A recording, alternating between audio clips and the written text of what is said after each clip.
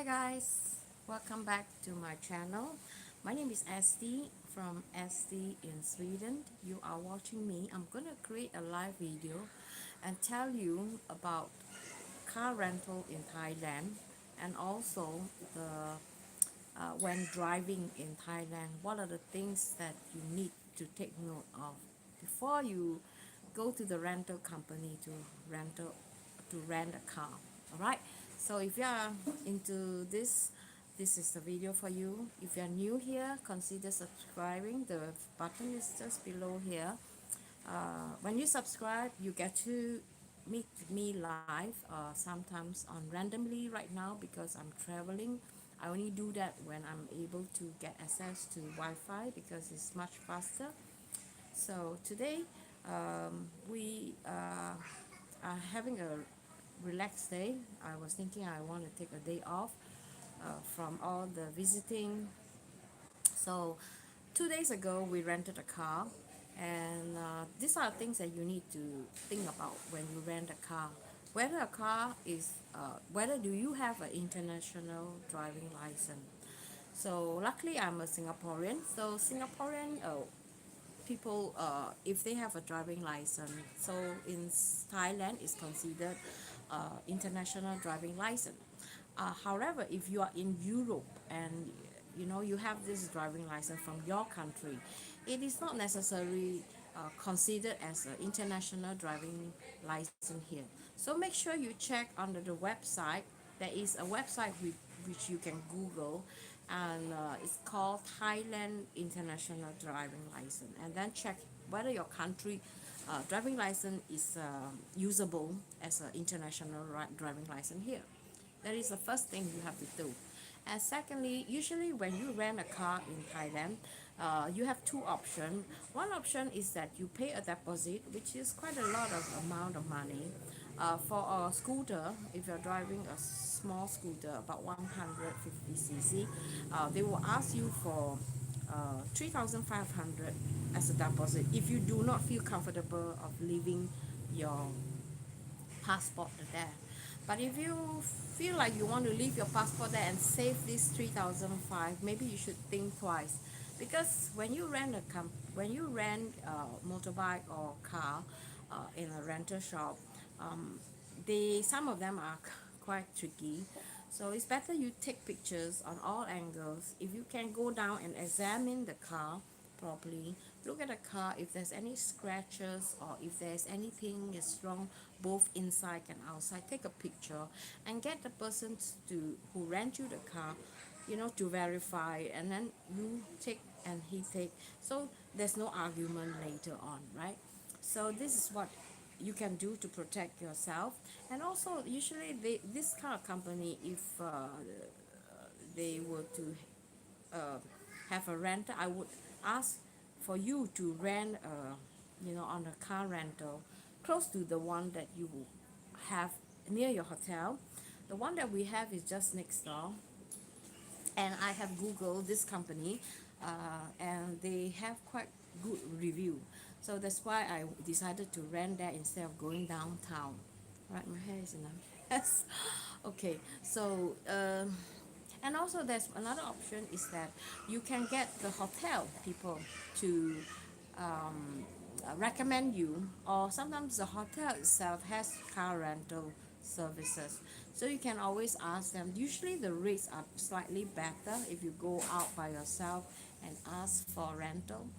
uh, Check with the hotel first and then check the rate, and then the hotel people will tell you, okay, approximately how much. Then if you want to go out and scout for yourself, it's still okay, but the price sometimes is negotiable. For a car, there's different type of car. We're talking about car rental now. I haven't talked about scooter because we haven't ran that yet, but car, there are many different types of car. So usually they have Hyundai, they have what do you call the Toyota, Yaris, a slightly smaller car, up to 8 7 seater. So and sometimes we always go for the cheapest one, right? But the cheapest one is not always very good. The reason why I say that, if you were to compare the price The price is about 1,000 baht per day. If you rent it by daily basis. If you want to rent, if you are staying at that place for a longer time, you can consider renting it for like 7 days, which costs around 3,400 to 4,000 baht per week. So that is obviously cheaper and more practical if you are, a group of four people, because two-person can be a little bit costly if you rent on a daily basis. So even two people, if you want to rent like a week, is still affordable, because if you calculate by the weeks, is up to maximum 4,000.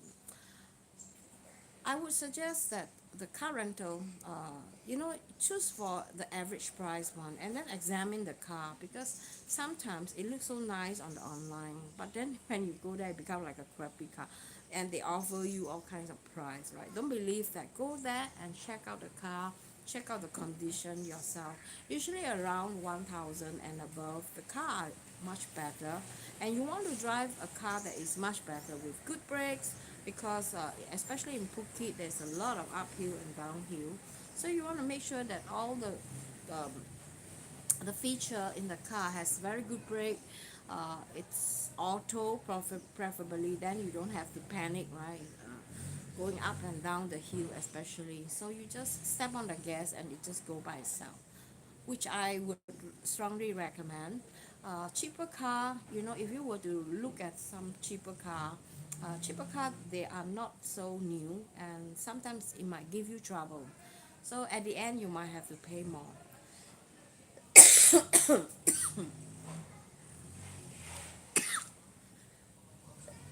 I'm sorry, I'm still not recovered from my cough. Let me just throat clear my throat. So I look so tired, right? Anyway, so when you drive on the street in Thailand, they are driving on the left side. So it's very different from us. We are driving on the right side. So it took us a while, like 30 minutes, to get used to the road condition. And in Phuket, Thailand, there are a lot of traffic, and compared to the place that I live, it's 10 times or maybe 15, 20 times more. So you just imagine these tracks. They have small tracks for the scooter and the biker, and they have the center and the middle track. That is if you go to the big road. Usually the smaller road is really narrow and it's like two-way, and then the pavement, the people have to walk on both sides. So you really have to be really careful, because the road is extremely small, and you have to drive really slowly, because anytime at any turn you might get a surprise, and you don't want that. So the safest way is to drive slowly and cautiously, because you never know, right? We feel much safer to drive on a bigger road, because then it's wider. Then there's a lot of, even though there is a lot of scooter driver, you still feel like you are in control, because you have two lane to choose from. If the traffic is slow, you use the faster lane, which is to the left, to the right lane. In terms of speed wise, the speed here is about 90, which is not very very fast, but if you are in a big city, 90 is a lot. You can actually kill people with just 90. So just be cautious. Even though it say 90, you don't have to be driving 90. You have to make sure that you are in a very controllable speed, and also respect the speed limit. In terms of, we have a problem with some of the feature in the car is slightly different from Europe.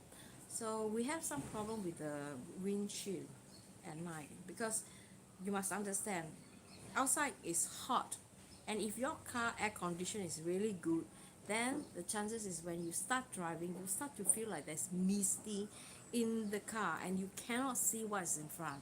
Stop the car at the side, wipe, open up all the window, wipe off the all the mist, and then wait for the mist to totally clear before you start driving. Don't take risks, all right?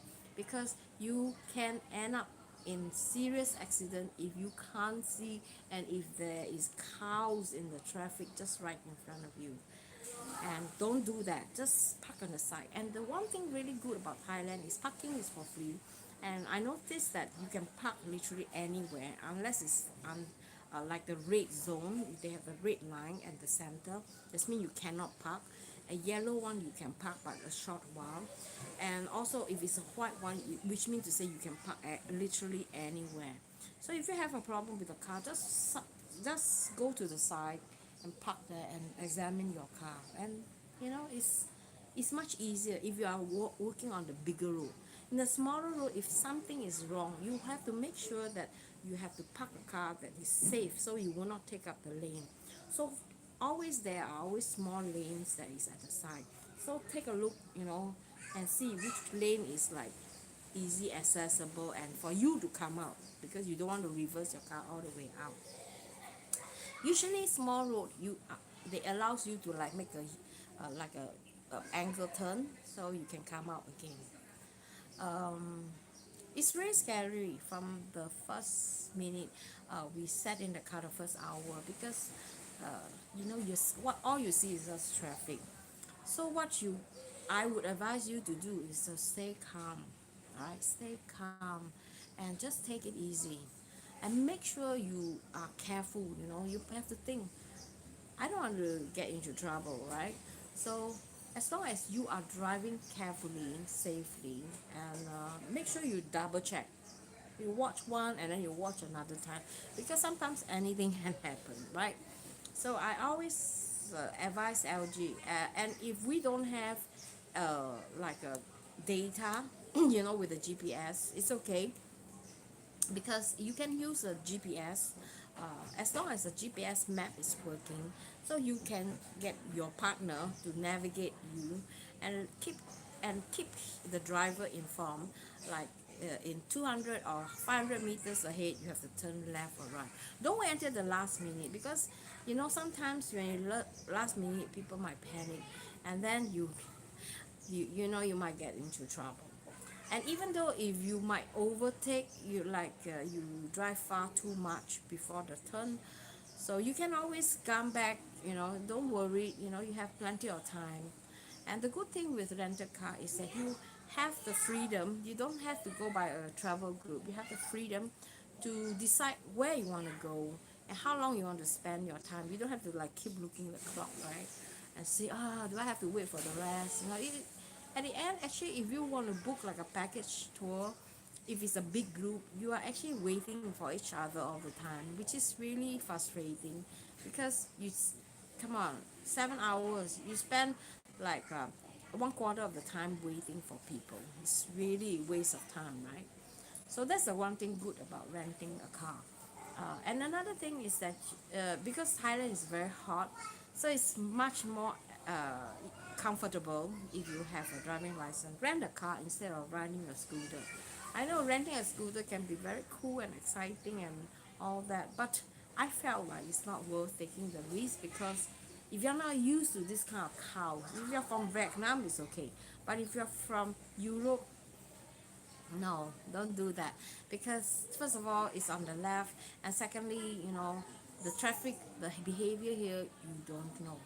There are a few occasions where people just cut in without giving a signal or warning. So this is the kind of trouble you want to avoid, but sometimes you just cannot avoid. But because the way the Thai people or the other people are driving, you don't exactly know how they think, because this might be legal, or this might be normal here, but it may be not normal for you from your country, right? So open up your eyes, observe, make sure you take the precaution, and I think it should be okay. So that day when we took the car at 9 o'clock, and they told us it's either you put your passport or you put a heavy deposit. So we decided to give this a try, because this is a very reputable rental company, and the rental company felt that we shouldn't be any problem, since we have an experienced driver like LG. So we decided to try on the passport. So everything was smoothly, everything was done professionally. So we are really, really satisfied. If you want to know the name of the company, send me a comment. I'll give you the link. All right. Um, Return wise is also very easy. So what you do is you hand over the key, and then they will inspect the car. Nothing is wrong. They'll give you back your passport. Why I say that you have to reconsider if you are like a small rental company, especially if you are renting a scooter with those beachside area, because I heard from other people from the forum that some rental, they are very tricky. They ask you for passport and they will tell you, oh, you get scratches and then you have to pay them. So if you are not smart enough, if you didn't take the picture, you have to end up paying them. It can cost you a few thousand baht. And don't do that. Always take pictures, and then if you can afford, give a deposit. Don't leave the passport with them if you are not sure about the company, because remember, you are a traveler. If you are just staying like a few days there, if they hold your passport, you go nowhere, right? So you don't want that to happen. And I feel like driving allows you to decide where you want to go freely. And during the time where we took the car until at night, we came back about 9 o'clock. So totally we spent about 12 hours on the road and visiting different places. And I think we visited at least 7 places of interest.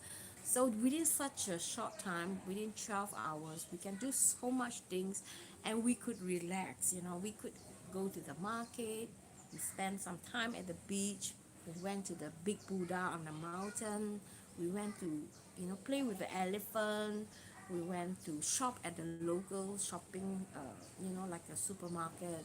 We even have bargain, good buy, And then if I notice also, when you go out of the tourist zone, things are much cheaper there, and it is very really fun, because when you go out of the tourist zone, you get to meet up with the local people. They think that you are Thai, if you are Asian like me. So sometimes you get cheaper, but if you're European, sometimes they see you, okay, they know you're angmo, right? So they jump up the price. So always, right? uh, if you want, you can always negotiate the price. uh, but for me, if I find that that price is reasonable, I find no reason to negotiate. So usually I just pay. And I also look at the situation. If I know the person is trying to rip me off, then I'll try to negotiate. So like I said, the whole idea of this car rental thing, I think it's not a stupid idea if you have confidence in driving, and as long as you're safe. You can visit so many places and do so many things within such a short period. Because if you want to calculate, if you want to hire a private taxi that brings you along, it's going to cost you a lot, because every destination they will charge you. And also, you know he will be waiting, so you will be feeling stressed out also, right? So unless the taxi driver is a good one. And also you could always check with the hotel and say, hey, do you have like a private taxi? And don't do that when you're just 2 person. All right, gather a few people that you feel comfortable with from the hotel, or maybe some from other parts, and don't mind joining you. Get them to go on the trip.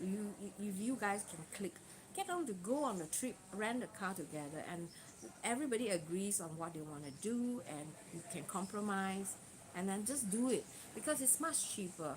1,000 crown, if let's say 4 person, you're actually paying 250. It's just equivalent to driving a bike. For, don't forget, when you drive a car, you are protected by the metal. If you're driving a scooter, you are protecting the metal, right? Your skin is protecting the metal. So be wise, be conscious, and I think it should be okay. I feel like it is better, like, if you can take it easy, because it's important. Like, for us, we didn't like plan, oh, I want to go there. We look at the map and then we decide, okay, now we make a turn, around this area. So like Phuket, is very big, right? So we focus on one area. So you only drive around that area to see the place of interest.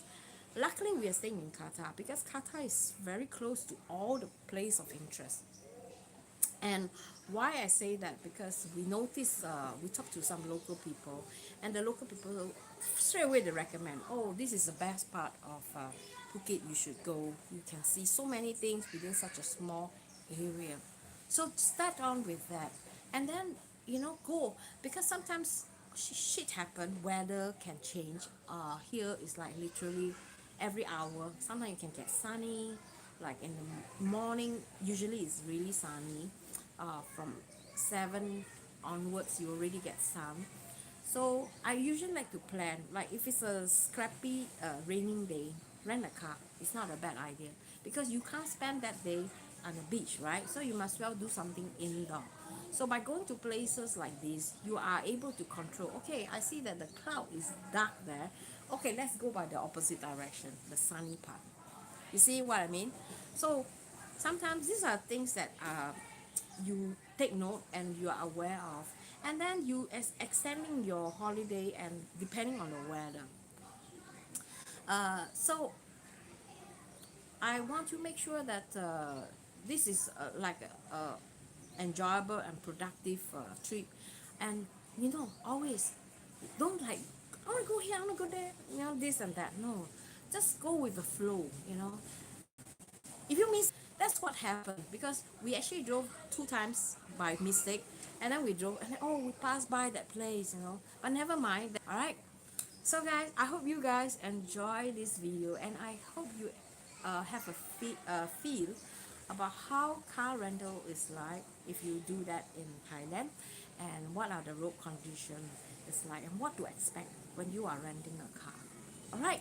So I hope I can do more video, and we will be leaving on Tuesday morning. So we still have about 4 days here. I am continuing posting my pictures, my trip at my Facebook. I can't do it here in my YouTube. I can only paste one video on my story, and I try to do that, but because I do not have data, and I was so busy running around, doing things, just relax. And I feel like when you relax, you just shut off. I'm just the type that shut off from everything, and I just enjoy the moment. And I hope you too understand what I mean, right, by that. I'll try to do another video. We are probably planning to go for the Lady Boy show, which is called the Simon Show. We'll try and see if we can get a ticket in town. Usually, when buying ticket, it's much easier to get tickets in town, or by the internet booking. And usually they come and pick you. So when you rent a car, you don't have to rent like 7 days, because if 7 days you are so, you have the car, and then yeah, it's very convenient for you to go from A to B. But then you lose out the fun part of going out to just buy food and just enjoying and seeing things, in the food pace tempo, where you can be more uh, closer to the local people. All right, guys, I hope I can do more video on Saturday and Sunday. We might want to go to the market again, because shopping is amazing here. It's so cheap. We buy some presents and for myself and my daughter, and I hope I can do more of this video to keep you guys updated on what's going on in Phuket. All right, thanks for watching, and I hope to see you in my next. Bye bye.